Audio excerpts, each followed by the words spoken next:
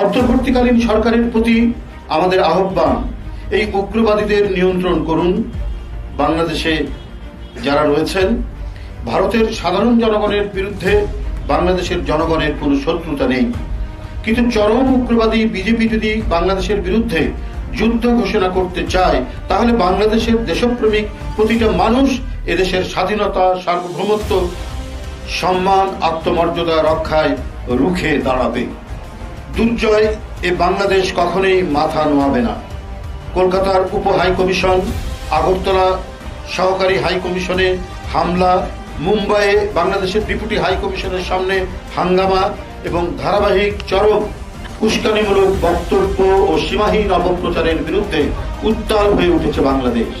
বাংলাদেশের অভ্যন্তরীণ বিষয়ে ভারতের হিংস্র আগ্রাসী হস্তক্ষেপের ঘটনা ও ভারতের বাংলাদেশ বিরোধী অপতৎপরতার বিরুদ্ধে প্রতিবাদ জানাতে ঢাকা বিশ্ববিদ্যালয়ের জগন্নাথ হল সহ দেশের বিভিন্ন স্থানে হিন্দু ছেলেরাও মিছিল নিয়ে বেরিয়ে এসেছে।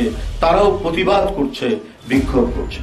আমরা ভারতের উগ্রবাদী হিন্দুদের বলবো, আপনাদের বন্ধুত্ব তো শেখ হাসিনার সাথে। সেই বন্ধুত্ব রক্ষায় বাংলাদেশের জনগণের বিরুদ্ধে যে প্রকাশ্য শত্রুতায় নেমেছেন, সেটা সৎ প্রতিবেশী সুলভ আচরণ নয়।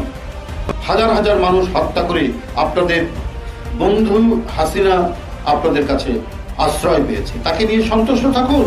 মনে রাখবেন, বাংলাদেশ লাখো প্রাণের বিনিময়ে স্বাধীন হয়েছে, দিল্লির দাসত্ব করতে নয়। যে সেবাদাসী হতে চেয়েছিলেন, সেই দাসী এখন আপনাদের পদতলে।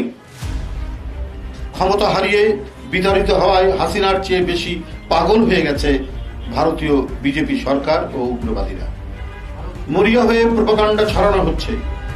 আরে ভারতেই তো বাংলাদেশের মিশনগুলো অরক্ষিত, নিরাপত্তাহীন, এবং বাংলাদেশি মিশনের একজনকে আমরা যেটা ভিডিও ভাইরাল হতে দেখেছি, কি বেদম প্রহার করা হচ্ছে।